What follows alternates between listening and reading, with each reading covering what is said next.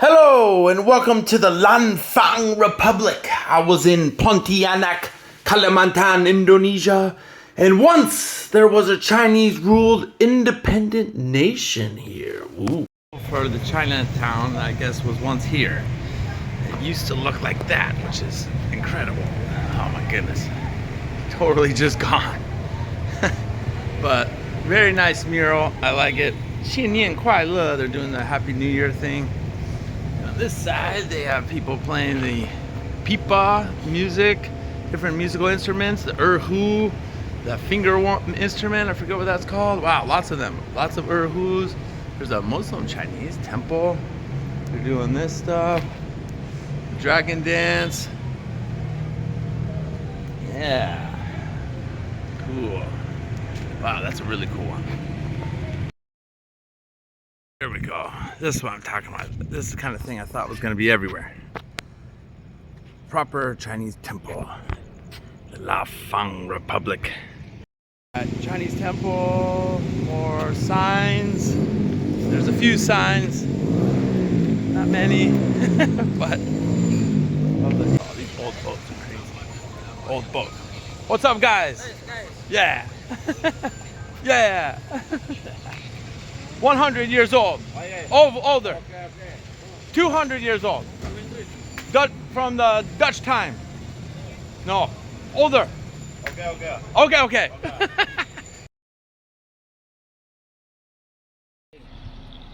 Let's get to this next part of the story of Pontianak. It's a land of three ethnicities. The local Dayak, who the local tribes that are collectively called, that have been here many thousands of years, all over Borneo, with their interesting cool music and rice harvest festivals and head hunting past and cool designs and all right. And then there's the Malay Muslim population in Pontianak who came over here and existed in Sumatra and Peninsula Malaysia. And there's a goat. What in the world? Just missed it. Why was there a goat? Okay, and then the story who we're getting to is the Chinese. 40% of Pontianak is Chinese. So it starts here with the Sultan. This was built 1771. So different sultanates claimed different lands, like in Brunei, which is a country that still exists, and Kalimantan, Borneo Island, especially the coasts, were claimed by different sultanates, which are Muslim kings. Basically, Brunei was a big one. That one still exists. But Jiao, I think Sulu, no, that's what it's called. Sulu, which was on the southern island of Philippines, claimed a lot of northern Borneo. And around here was the Sultanate of Pontianak, who lived here and built this first in 1771. So the Sultan, this land right on the equator with this hot sun. So the Sultan, had his palace here, but every kingdom, every country needs to figure out ways to make money. And it was discovered that they had tin and gold around here. So around this region, the Dutch colonials and mostly Dutch, but other colonial powers were rolling around trading spices and things like that. So Dutch were nearby with their place in Batavia, which is now Jakarta. So they came and set up relations with the Sultan. But then the Sultan needed some workers. This is why we get into the Lanfang Republic. Let's talk about over here. Pause. Lots of mosques around here. One every couple blocks, actually. And then the Dutch came by first, 1777, to set up relations with the Sultan. There's some goats right there. That's pretty interesting. And the baby goat is called the kid. Did you know that? I learned that recently. There they go. All right. So, tin in mind, we're in the hills and jungles of Borneo, Kalimantan Island. And the Chinese from Guangdong and Fujian were experts at mining. The Sultan didn't have the technology. So they invited a bunch of Hakka Chinese to this region who had a hydraulic pumping system method that required the least amount of work to get the most amount of tin and gold out of the mountains here. Which they started coming in, different families, certain regions like Chazhou in northeastern Guangdong, some other areas, mostly Hakka, but some Hokkien from Fuzhou, Fujian area. This is 1771 Palace of the Sultan of Pontianak, which there's Vanessa, which is an interesting role that I guess kind of still exists, but you know, it was the Sultan of Pontianak that invited Chinese to live here and had to deal with the Dutch, and you know, got incorporated into Indonesia. Old pictures, cool. This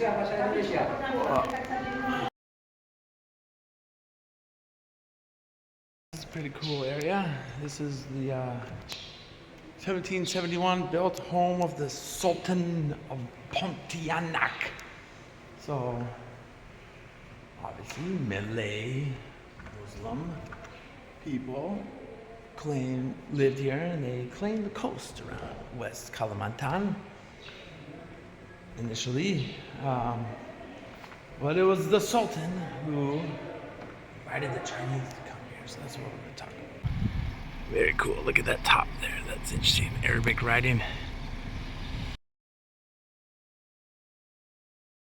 Vision of this house up there is pretty cool, actually. The balcony. Sultanate's home. It's the highest population of Muslims country in the world. Respect to that. It's all good. This is the Sultan's house, which the Sultan nominally had power. He ended up kind of leasing it off to Chinese and then also Dutch. And then now to Indonesia, Jakarta's power. So it's back here. That's a very interesting call to prayer style. Back of the house. This has a Dutch name on it, this gate. I don't know why. Kind of interesting over here. It's an old wooden loud mosque. Whoa. Hamdulillah, Bismillah. Alright. It's an interesting area over here. Indonesia, Kalimantan. Good.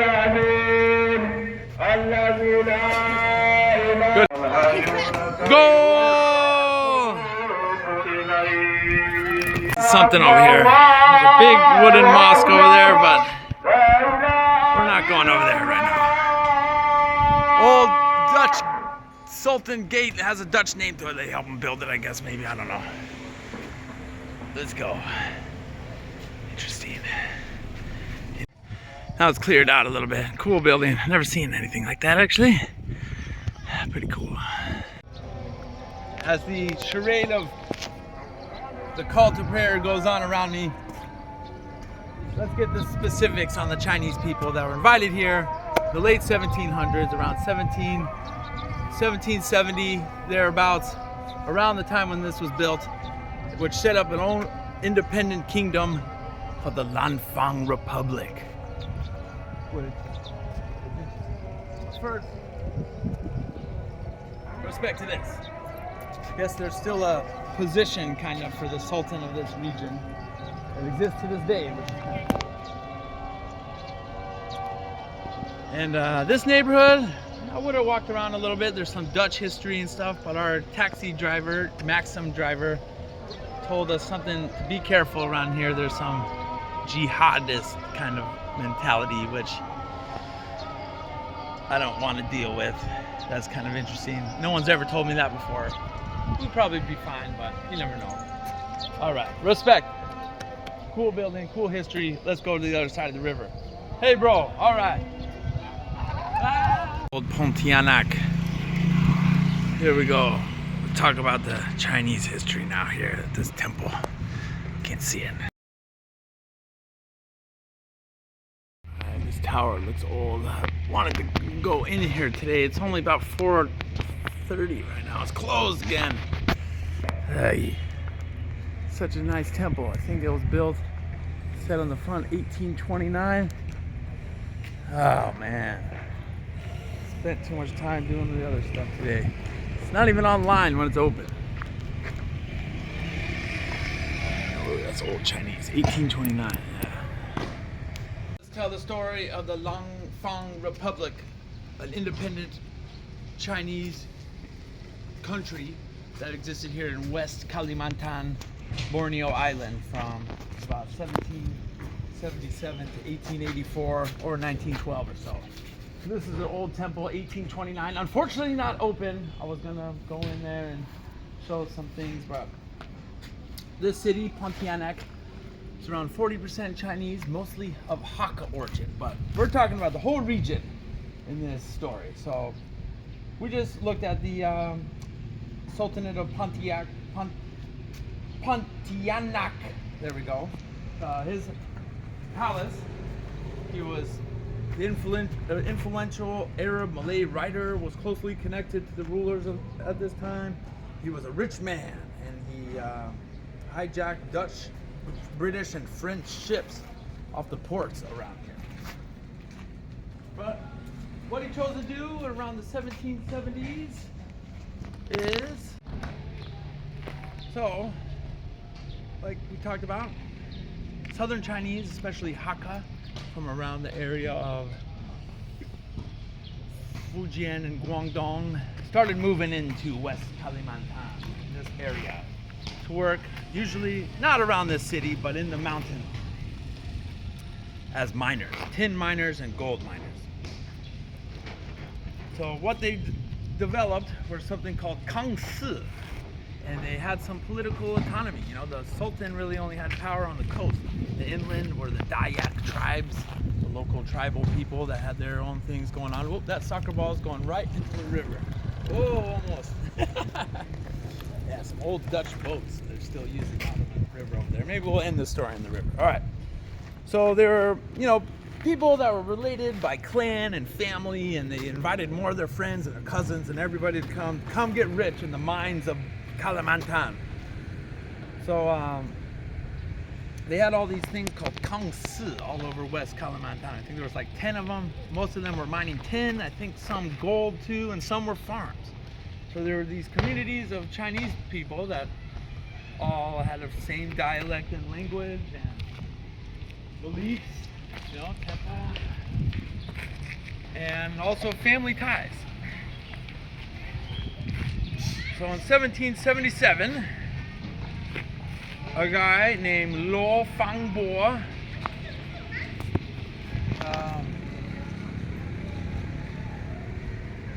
started to organize all the different clans. Actually, they were influenced by triad mafias also, because, you know, they were making lots of money and mafia was getting in on the money, Chinese mafia, and they were selling opium and doing a bunch of other interesting activities down here. And there was pirates off the coast and all kinds of stuff was going on. European, colonial, Dutch, and French, and British running around, Spanish up in the Philippines. All right, anyway, let's focus on this story. The Lanfang Republic, led by Lanfang. So the Dutch started coming around here 1770s to try to influence and get in with the Sultan, which they kind of did in this city at least.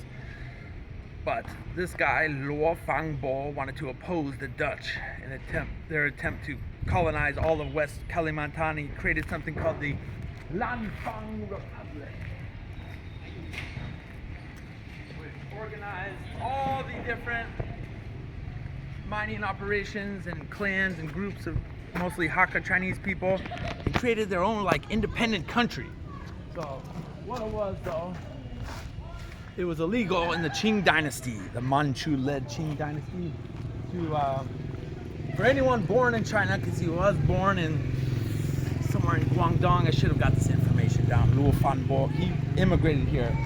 It's illegal for anyone born in China to create like an empire or a breakaway kingdom of their own. So he kind of had to, but he chose to be a vassal of the Qing dynasty in China. So technically, where we're standing, all of West Kalimantan was part of China during the Qing dynasty, but you know, like a tributary state, but still, you know, they had their backs, which really helped in them militarily, and if they wanted to oppose the different powers happening here. So the Sultan kind of like gave them autonomy. He said, all right, I can still be Sultan. You have to pay me a tax and all the gold and mining that you do. You have these companies, and they went about their business. More people started moving here, late 1700s, 1800s. It was a republic, which was rare for the time. A republic where they democratically elected the leaders, and they had a national militia, doing all kinds of divisions and different work. Sultan Abdul Rahman of the Pontianak Sultanate, they were allied with, and he declared a tributary state to the Chinese Qing Empire, Qing Dynasty. So around this time too, the Dutch colonists from their Batavia base, which is now Jakarta, Indonesia, started coming over here, trying to get their influence going. And the Dutch, though, ended up noticing, you know, we can't really control these guys. They have a lot of power and money, and the Qing dynasty has their back. They recognized the existence of the Lanfang Republic.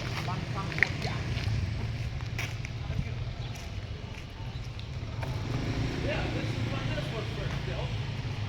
I really want to go inside here, but unfortunately, you know, here and there around Pontianak, you see Chinese influence, but not so much. But there's a few temples like this around, and places where they have the lanterns still. So a big portion of the population still comes from this time. So yeah, 1829 this was built. But you know, they had some issues, like the Dutch East Indies Company coming over here, like in the expedition of the west coast of Borneo. They had a war 1822 to 1824. Then in a city close to here, the Chinese in Montrado, which was a big like massacre. They didn't have good enough weaponry to match the cannons of the Dutch. You know, they were just too much for them. And then there was a big riot and uprising in another city, Mandanor, 1884 to 1885.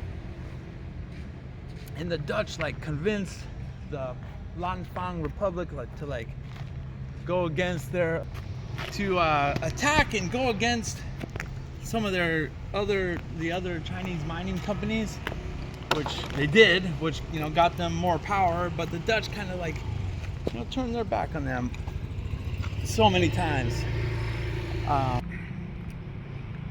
Lanfang Republic lasted a long time around these parts, but they finally had to give in to the Dutch colonists. And in 1884, the Lanfang lived on until 1912, but it was kind of like a puppet leader installed by the Dutch, which wasn't the same as their own independent country. And then in 1912, when the Qing dynasty collapsed, the revolution in China, Republic of China revolution, then that's when the Dutch really came in and proclaimed the occupation. Pontianak was then designated Resident Westardfiedling van Borneo.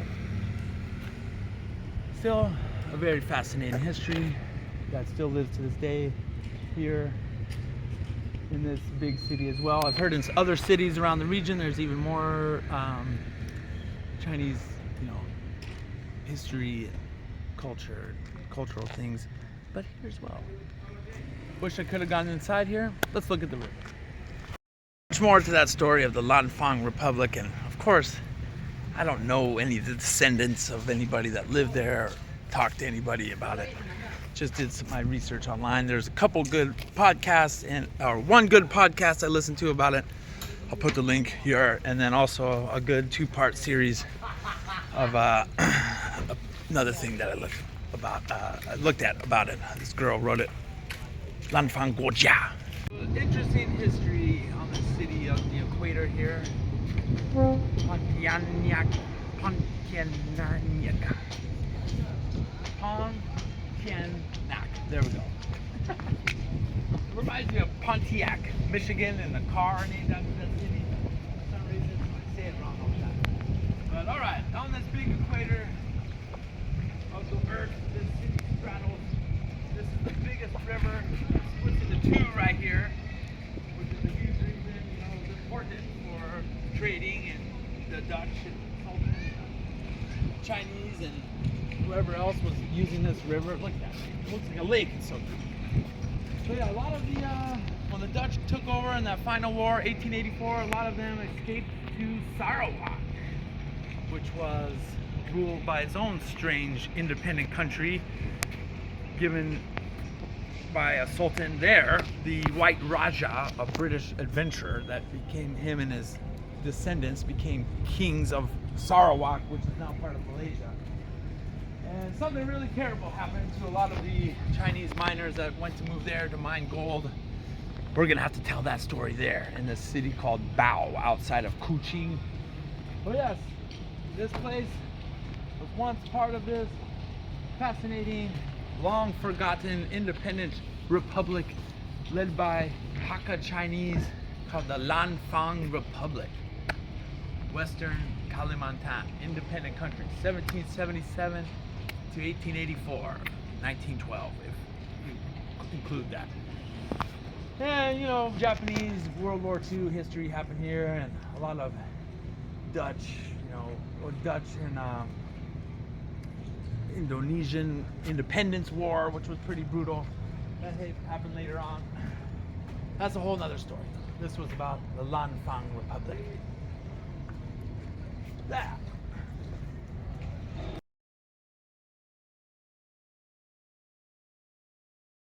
Guys, taking a little ride around across the boat. We went in a bunch of traffic. We should have just done that. Wow. Old pedicabs. Crazy. I wonder when these are from. 1920s or something? 30s? 40s? 1960s maybe. I don't know. But it's an interesting area. Kind of the buildings are set up, kind of just little coffee shops. So many coffee and tea places. Too many. Too many. So bacán.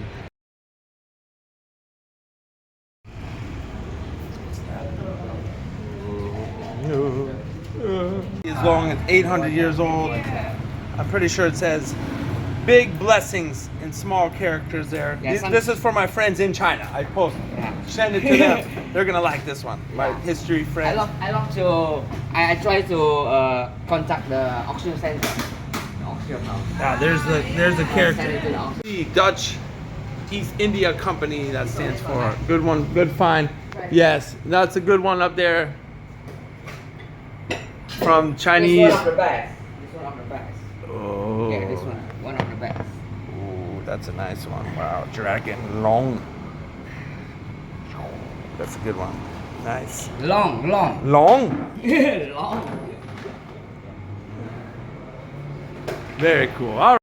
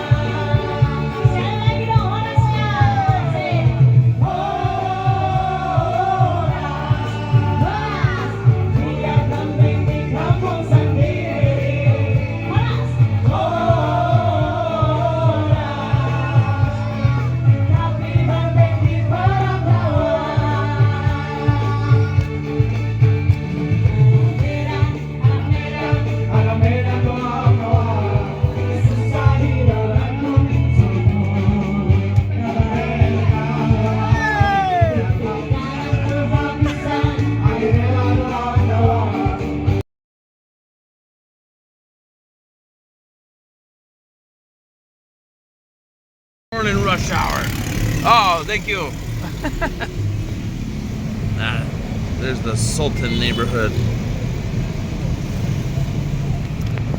Interesting place. Oh, should have got a picture of that. Look at all those motorbikes. Whoa. This is Narkoba. Ecoba. Yeah. Vending machine. We're out of here. We got the Dayak symbols on there. Pretty cool. Oh, look out. Yeah, nice guy. On dreadlocks, he's got balloons tied to him, man. That's crazy. This is your hair. Yeah. Whoa, this guy's cool, man. This store was nice. Man. Terima kasih, sama-sama.